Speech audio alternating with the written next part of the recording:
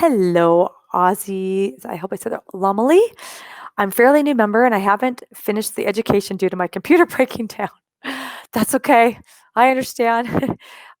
Is Craigslist, eBay, and Facebook Marketplace still a good place to sell land?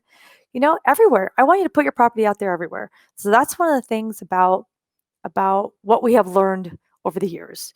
One of the huge benefits that Stephen and I share to you is that we've made a lot of mistakes. We've done a lot of things wrong.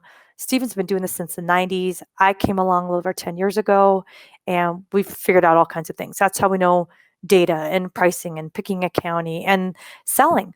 And what I want you to do, Ozzy, when you get in and further into the program and you get to the selling part of it, you'll see I want you to just make a system, whether it's a spreadsheet or you're using, a CRM to track your properties. You're going to put it everywhere. I want it on your website. I want it on the Land Academy member selling website. I want it on LandPin. I want it on, sure, throw it on Craigslist. I want it on Facebook. I want it on Twitter. I want it on Instagram. Dream it up. Nowhere is crazy to sell property. You just got to get it out there. That's the thing. And when you do these, especially like Facebook, some places will let you market the property into certain geographic area.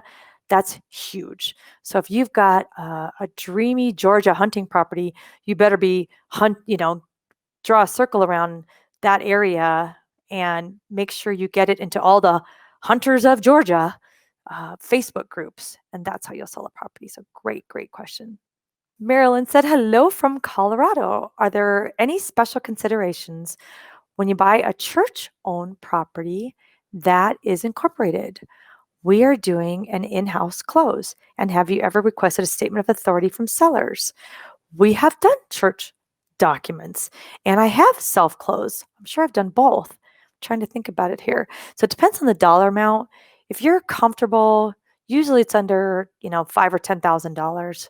Many of us feel comfortable closing ourselves if all the due diligence checks out perfectly.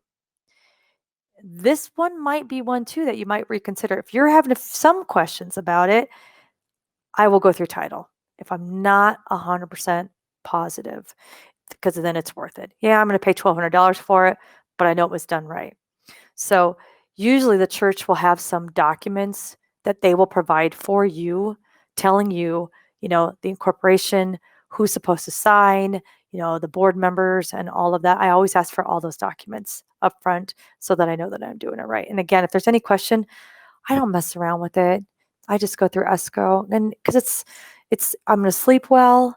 Again, I know it's done right, and it's sometimes easier because they're collecting all the documents, not me.